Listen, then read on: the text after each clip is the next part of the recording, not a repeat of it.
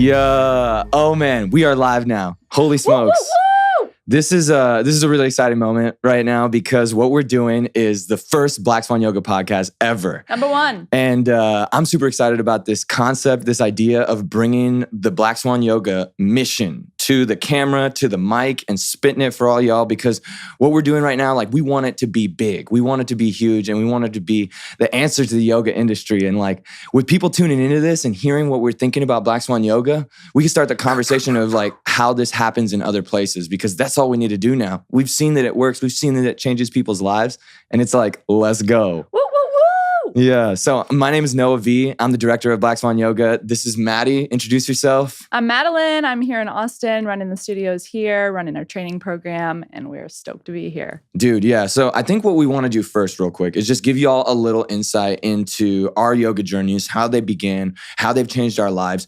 Because I really feel like the best way that I've learned in my life is through narrative, is through hearing other people's stories and hearing how they did it. Because ultimately, life is a really confusing thing. We signed up for it in our astral selves like millions of years ago. We were like, dang, I'm going to go take Earth now.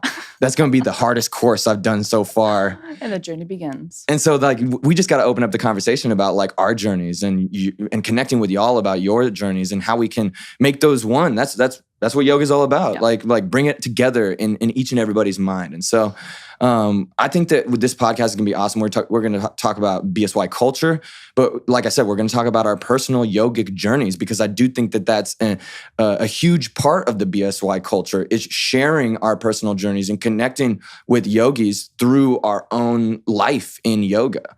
And so mine, like I said, my name's Noah. I freaking love yoga. And I got started with it when I was 16 years old.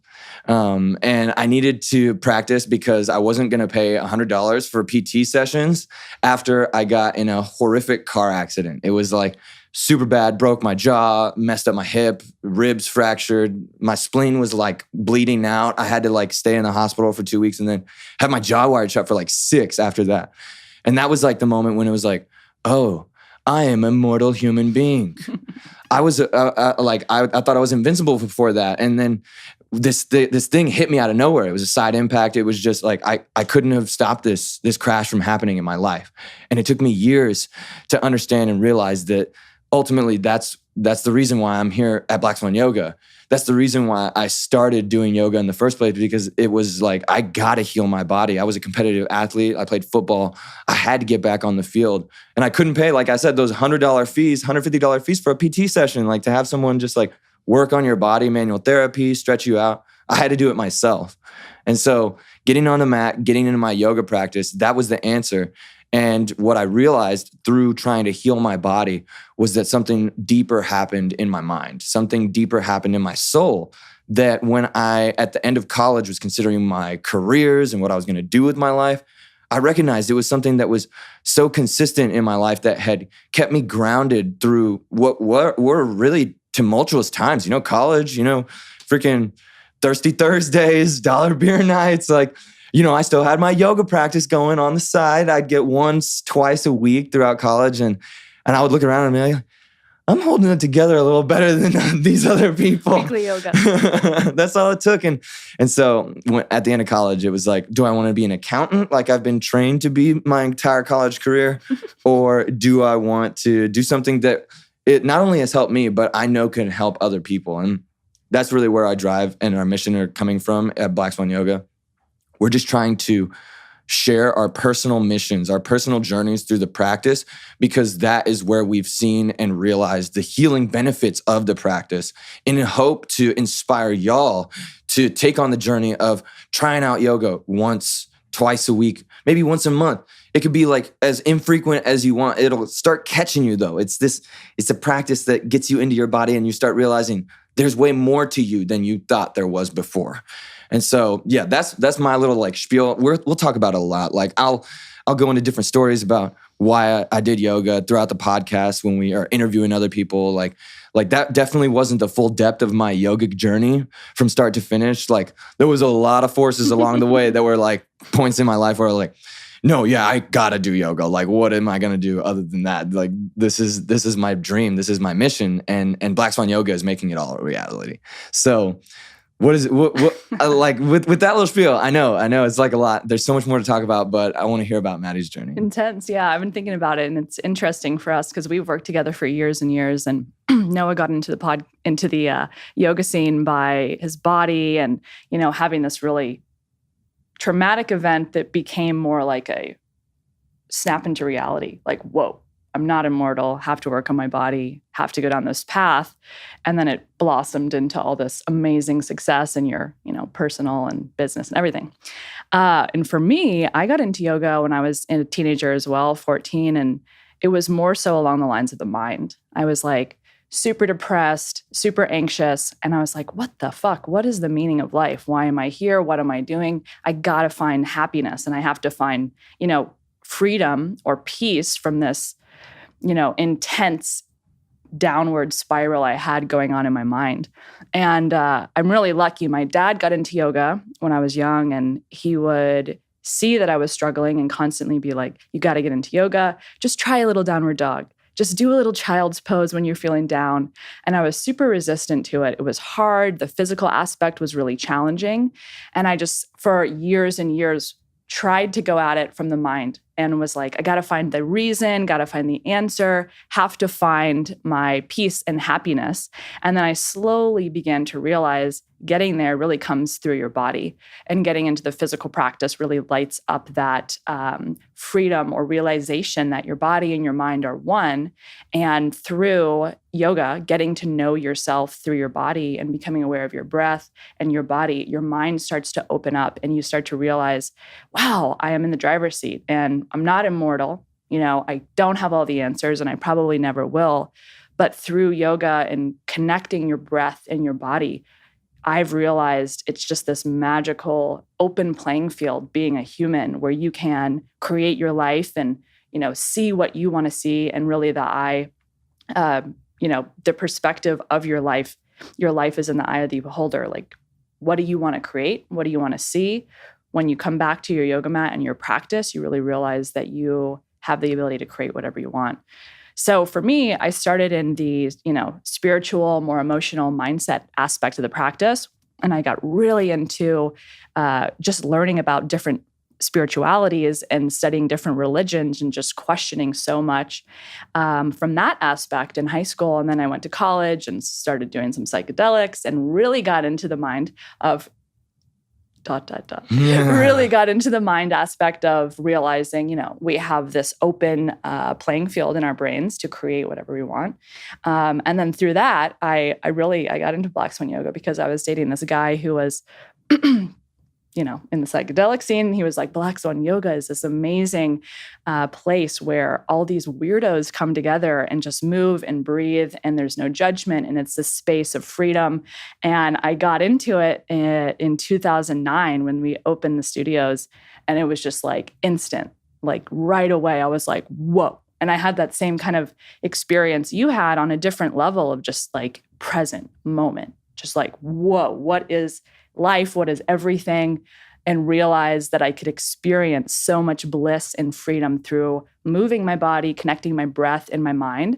And basically, I just trusted that inner voice that was like, yoga is it. Like, this is your answer you've been seeking for 10 years or forever. Ooh, it's crazy. Fire. It's crazy. Spit it. Yeah. Dude, it's crazy that like every yoga story I've heard is like people that just aren't having it anymore. They're Exactly. like looking at life and they're like, nah. They need something else. Fuck this. There's got to be something better than this. And like it just seems like so many people are driven from that necessity. Like, Totally. I need more out of life right now. And yoga just presents this opportunity to really find yourself, and especially like the way we do it at Black Swan Yoga, like this free environment, self-expression where the weirdos come. Like, we're all weirdos. Like, it's not weird to be weird, dude. It's normal. Come and be weird. It's all good. Exactly. But like that's what I really believe is like the shift that's going on right now is like, initially yoga was this safe place for people that had some sort of trauma or were looking at their lives and they were like, nah, this isn't enough. But I feel like what we're doing with Black Swan and trying to make yoga as accessible for people as possible from a price perspective, from a scheduling perspective, from a location perspective, and really think about the end user when it comes to like, how do we get more people to do yoga? How do we get those people that aren't completely dissatisfied with their life yet to try out the practice? Because to realize there's so much more. Yeah, because it's not just the people that are at rock bottom that can see more light in their life. It's the people that are descending towards rock bottom as well. Let's catch them before catch them before they hit that point. Totally. Like, you know, almost every yogi story, like, will have that rock bottom moment. Like, I've noticed all the teachers I talk to, anybody that decided to fork over the money for yoga teacher training and try to spend 10 weeks of their life doing 200 hours of yoga and like just see if some shit happens that shifts their life. Like, they got to a point where it was just unbearable. It was like, no more. I'm going to do something different, because all we've been taught, all we've been learned from like a young age is like, there's this progression and it's your career and you save up for retirement. And like yoga goes like in having a career in yoga, getting your yoga teacher's training certification goes totally like against the grain of that river that everybody's thrown into when they're in high school. Like, you got to get in college, you got to get a bunch of student debt. You got like go get a job because you got to pay back all the college bills. Like, go like get a house, because that's what you just do. If you don't have a house and you're 30 years old, you don't have your life together. Like it's like this, like, come on, go along the path. And being a yoga teacher is not a part of that path. It's not. It's like, oh, you want to just like have a part-time job, do it every once in a while, like maybe lead some yoga retreats. Like, oh, okay, yeah. What are you thinking?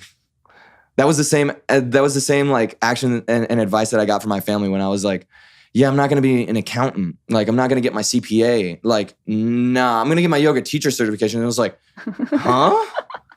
What? Yeah. Like, why? And it was just, and for me, it was just like, because this isn't going to work. I'm going to make something else work. Because what's happening right now, I did 3 public accounting internships in a row at the end of my college career. And it was just like, oh, no. Like, I've been working towards this for 20 years. What the heck? Like, wow. My entire school life has been leading up to this, to take on this job. And it's, hey, no diss to those accountants out there. Like, y'all are killing it, man. Like, people need accountants and it's a dope job.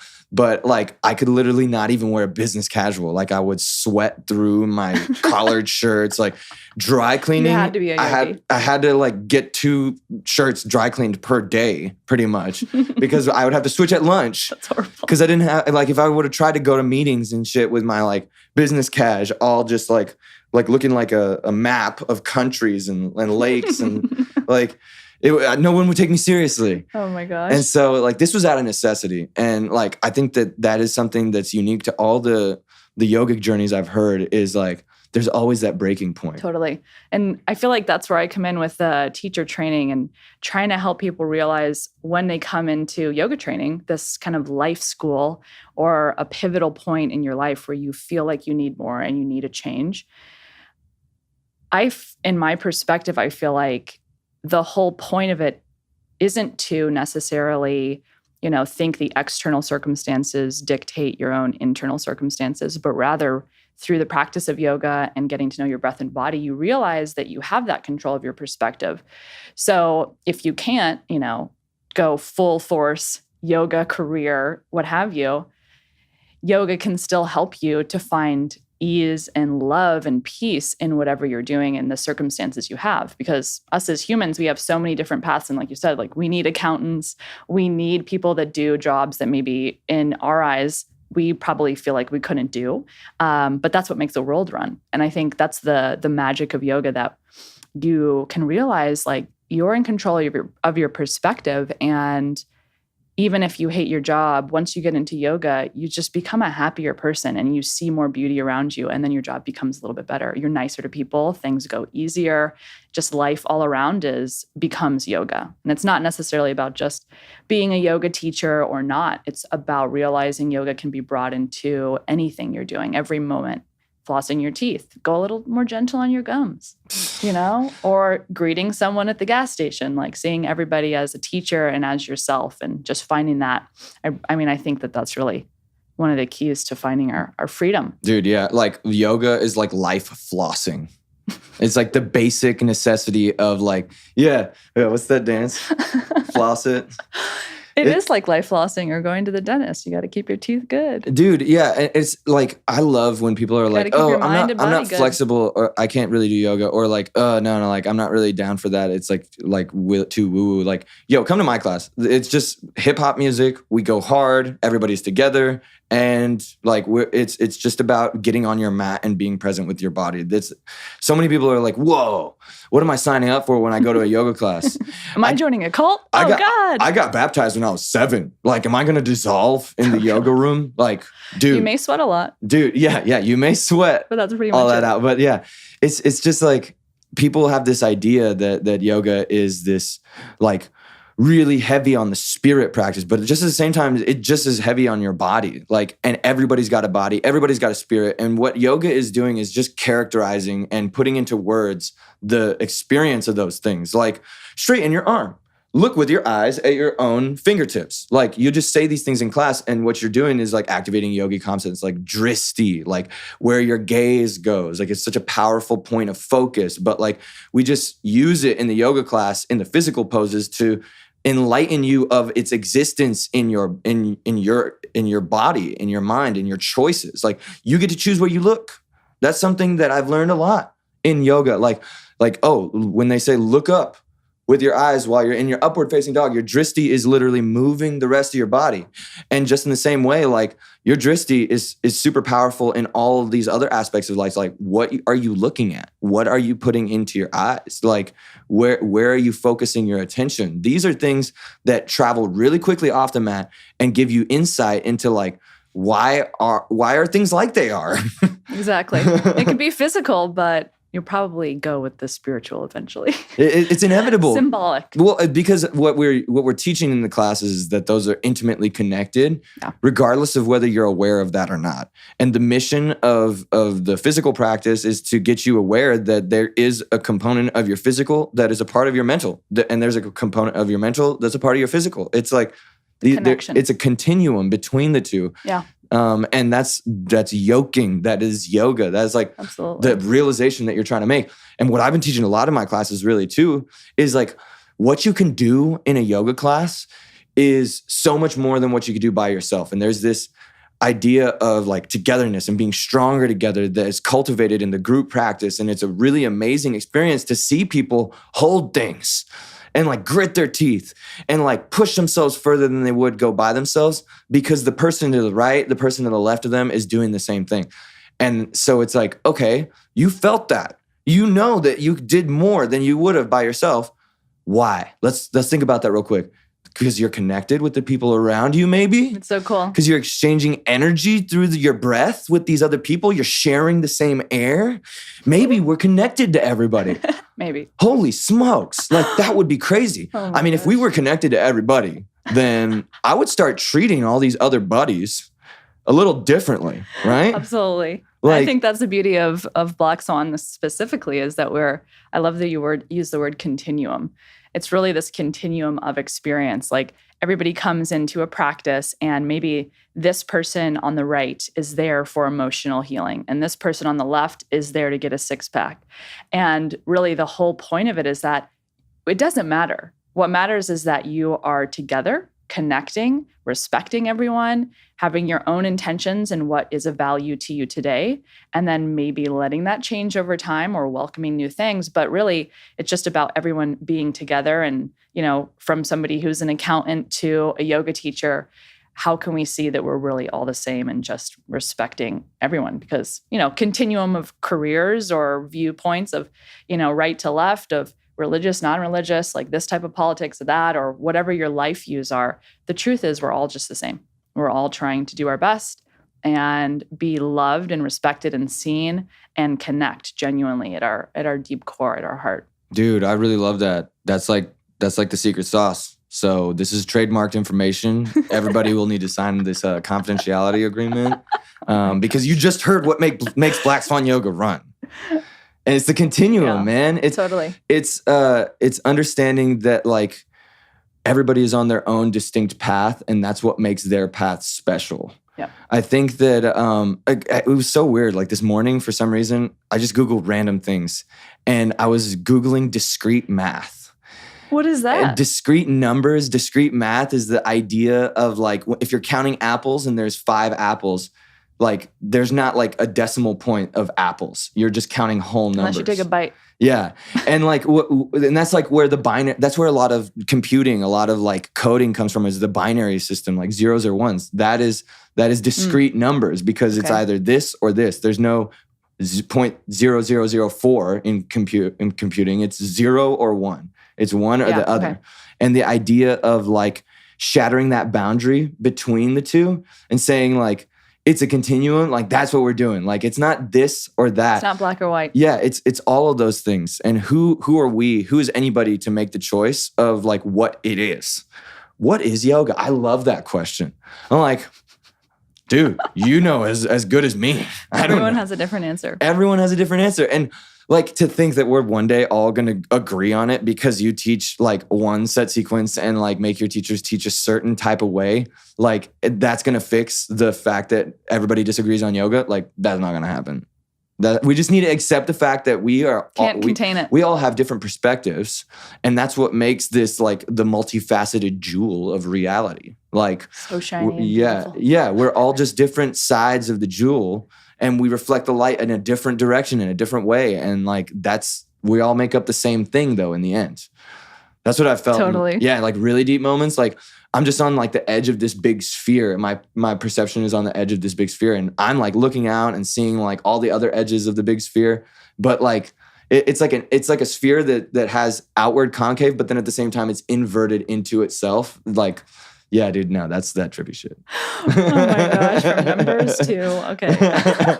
It's all related, man. Yeah, it really is. But back to the physical, it's that continuum aspect is really, really there. I think humans have this natural tendency to want to understand things and try to have like that clear path that everybody or society has you take. Do this at this age, do this at this age, follow this path, have success, yada, yada, yada. And it's just, inherent, I think, in our human minds and condition, because we're so animalistic. We're programmed to survive, and we're programmed to make constant assessments. Is this choice going to help me survive, or is this choice going to hurt me and kill me at the like deep-rooted level? But really it's like, okay, if I'm friends with this person, what does that mean? Or if I'm not friends with this person, what does that mean, right? So we have this continuum of, everything. And back to the physical, it's like when you come to your mat and do your practice, we're programmed to think, I visualize what a pose should look like, or this person says the alignment for this pose, this is how you should put your body, is exactly how it should be. So therefore, I have to get there. And that's really moving outside of personal connection. It's dishonoring your own personal body or your own personal experience today. And instead of connecting with somebody else's view and, seeing where you lie on the continuum of your physical experience. Instead, you're moving outside of yourself and saying, oh, I want to look like that. I'm relying on an external or a black and white understanding of how my physical body should look, should be, should move, and trying to find out what's right or wrong. And that's, I think, really in the nature of humanity. We want to understand because it'll make our lives easier. If we wake up in the morning and we're like, what should I Google today? Mm-hmm. Or what should I do to start my day? What's the perfect way to do this or do that? And it's going to make our life easier if we find that perfect routine or outlook for us. But each person is different, and we're all in this continuum, right? Like even us sitting right here, physically, what you're seeing is different than what I'm seeing. So my view and your view are different. They're not better or worse. And, it's not good or bad. It's just different. And getting back to that connection of we all have a view physically and symbolically. We all have our, past and our shit that we have to deal with and the places we want to go in the future. But really remembering that we're all on this continuum of life really will help bring us back to this oneness. And when we get on the mat and we get into the physical poses and, maybe you lower your knees in plank, and the other person next to you is like lifting a leg. Both are great. Both are good, and it's no comparison. It's more about union and connection. Damn. Dude, that's always been one of my biggest fears though, is that like I'm seeing a different perspective as everybody else. Yeah, I know. Right? Don't go down that trippy road. And then like, so like what if I've been seeing orange, in a way In a that green like shirt. everybody else is seeing orange differently. And I've just been seeing it like my way. And I'm missing out on like real orange. And I don't know because there's no, like, I don't know. But it's your reality. That's all that matters. I don't know, man. I feel like I'm missing out on some orange. You have an orange headband, orange Buddha. We're good. Dude, the word that keeps coming into my mind though is acceptance. Acceptance is really cool. You said it earlier. I really like that word as like characterizing what we're doing with our studios and what it cultivates in yourself. I feel like when you can accept the people around you for who they are, for their beliefs, and understand that it's all good. What they are is what they are. And then you can start looking in that same way at yourself. Who you are is who you are. Like when we can accept ourselves and be good with like, this is me. Like, this is who I am. I don't have to try to be somebody else. I don't have to try to be like this or like someone told me before. I'm me. And this is how I feel. And this is what I want. And like, I'm honoring that now because I can honor it in all these other people that are all doing their thing too. And that's like a really, really, that's like a goal right there. That's like an accomplishment on Xbox. Like, that's like really, really awesome to be able to accept yourself. Accepted yourself, add 50 points to Xbox Live. Maybe some trademark issues with that. No, totally. And I think we, as humans, back to that survival necessity, what are our needs as humans? It's to relate to other people and to be in a tribe or a pack of people, whether that's your family, your friends, your job, whatever. We can't survive alone. So I think naturally we see other people all the time. We're interacting with individuals, whether they're family or coworkers or friends or random person on the street. And once we get to that place of personal acceptance in ourselves, then we can accept other people. And if we don't realize that, I think that's the challenge most people have, is that they feel, personal relations is really everything. It's your life. It's how we interact with other people and how we interact with what we consume and how we interact with the world around us. I didn't build those roads out there. Yeah, exactly. I didn't make up English. Exactly. Someone else did. We all have to work together. Yeah. But I think the problem that I see that causes a lot of suffering in people is that we think we have to make peace with the external instead of going in and realizing we have to make peace with the internal ourselves. I have to accept ourselves exactly how we are, seeing and being aware and opening up to our darkness, our light, good and bad parts of us, and accepting it. And once we, eliminate fear of that and become honest with ourselves and maybe admit to ourselves, I have a tendency to do this, or I have a tendency to think or feel in this way, rather than thinking, the world's ending because I'm a human and I have some issues. Rather just be strong and courageous and open yourself to that, and then realize, okay, I've got some darkness, I've got some light, but so does everyone else around me, and we're all in this together, and it's all about connection rather than feeling alone and weird and going back to that concept that we're here for the weirdos. It's really, we're just all here together because we've all got some weirdness in us, Dude, acceptance is so baller. Like, it's the most baller thing you can do. Like, look at the biggest rappers, Let's start right? a rap. Look at the biggest rappers. Like, there's rainbow-colored haired rappers out there that are just like saying that they're the king of the game. And why? Is because they straight up just own that shit. And they're just like, yo, this is me. I don't have to check with my label. Like, I don't have to do it. I get to do what I want. Like we as humans respect that. And the reason why we respect it so much nowadays is because so much of our lives now is putting on a facade that's trying to live up to the digital depiction of the lives that people say that they're leading.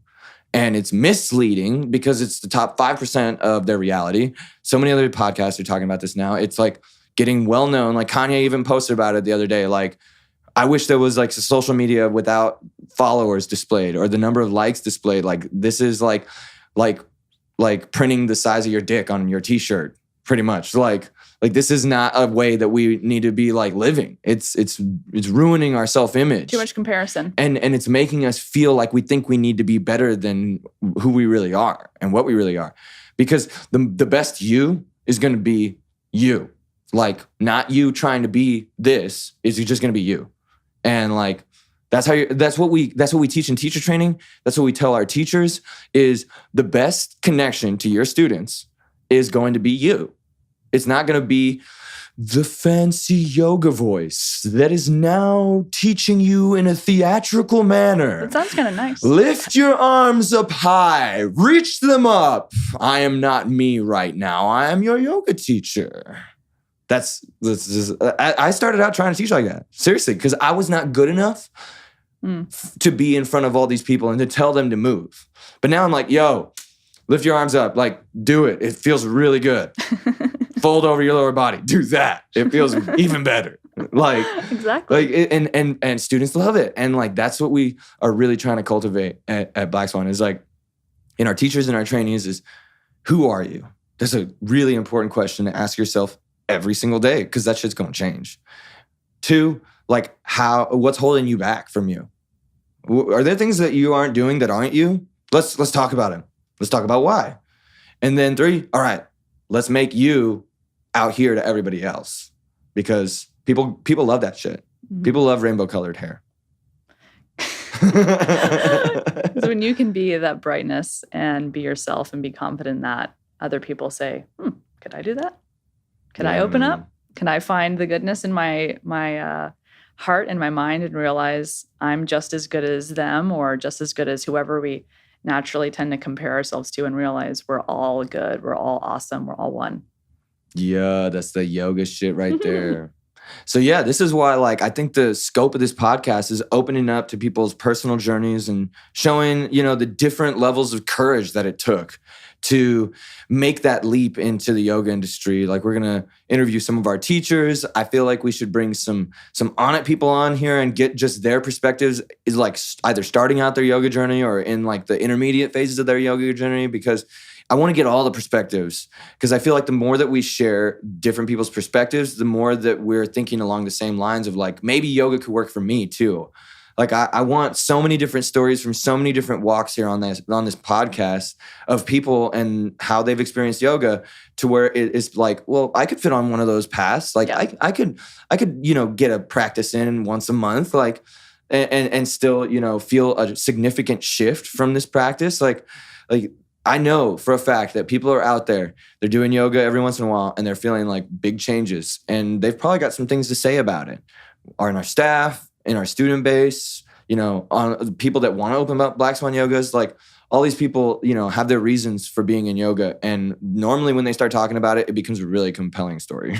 Definitely. Yeah. So I think like we've pretty much introduced ourselves during this podcast, and like, I mean, if you have any questions, like we're going to have like contact links below this and like ways to get in touch with us, because I do think that this is an ongoing conversation. I like this one-way path of information flow, but then the feedback loop is where shit gets live. Absolutely. So like I want y'all to be able to hit us up with stuff you want to hear about as far as like Black Swan Yoga, or like what we're doing with our yoga studios. Because it'd be great to have a portion of the podcast. It's like not only hearing about people's experiences that we bring onto the podcast as guests, but also experiences from y'all or questions from y'all. Because in the end, like this is a collaborative effort. Like that's what we're all about, is just bringing as many points of view together so we got all the bases covered, because someone out there is looking at some different stuff than I've ever been looking at, for sure. Some kind of orange. Yeah, right? Dude, I'm telling you, man, there is a color that I'm not seeing correctly. I've got a hunch I'm missing out. I'm missing out on a lot. It's probably still beautiful. It's like it beautiful, but not as beautiful. Well, dude, dope. I'm so glad we got this first podcast in the books. Stay tuned for more. This shit's going down on the reg, because we got a lot of people to talk to and a lot of yoga to talk about. Woo-woo! To infinity and beyond.